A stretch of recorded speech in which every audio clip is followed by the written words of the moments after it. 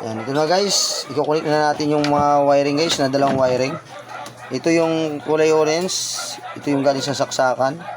Sa line to, supply ng kuryente. Kabit natin dito sa gray. Yan. Ang galing wire sa timer. Tapos itong isang blue, quick na natin dito sa puti. Itong blue na wiring ng spin timer. Yan na guys. Okay lang yan guys, kahit magkabaliktaran silang dalawa. Itong orange mapunta dun sa blue, itong blue mapunta dito sa orange, so itong puti mapunta din sa orange. Okay lang yan guys, kahit magkabaliktad. Kasi ano lang na yan guys, contact point lang dyan sa loob ng timer na yan. Walang wire lang yan. Kahit maganda baliktad yan guys, okay lang. Nilagyan na natin guys ng electrical tape.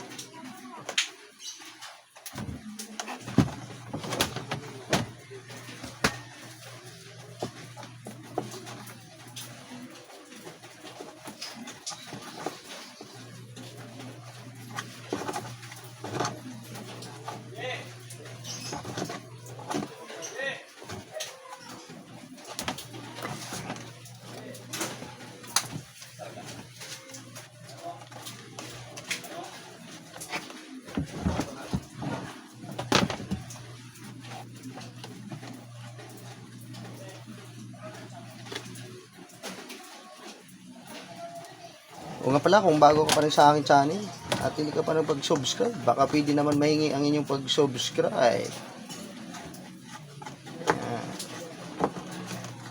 at pag-share sa aking video at Origlio Navarra YouTube channel.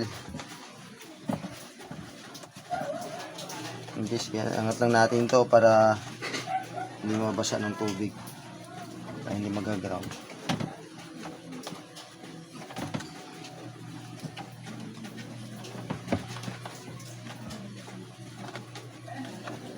Ito na to.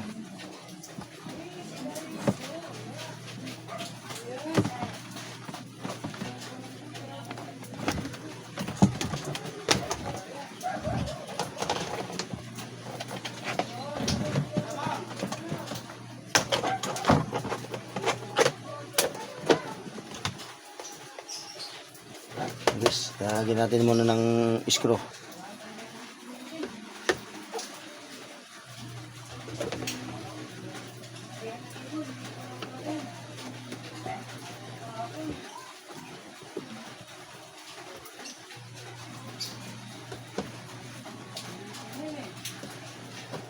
Yan guys, tapos na natin na ilagay yung mga screw.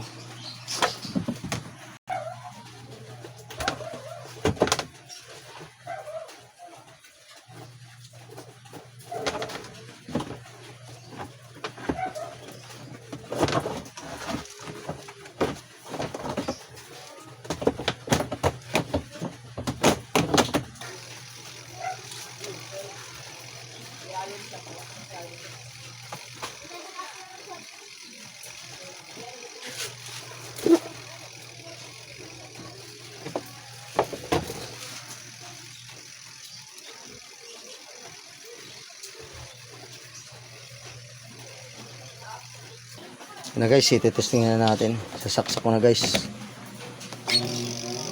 Ayan guys, umikot na. Susubukan natin patayin. Wala na guys. Namatay na rin.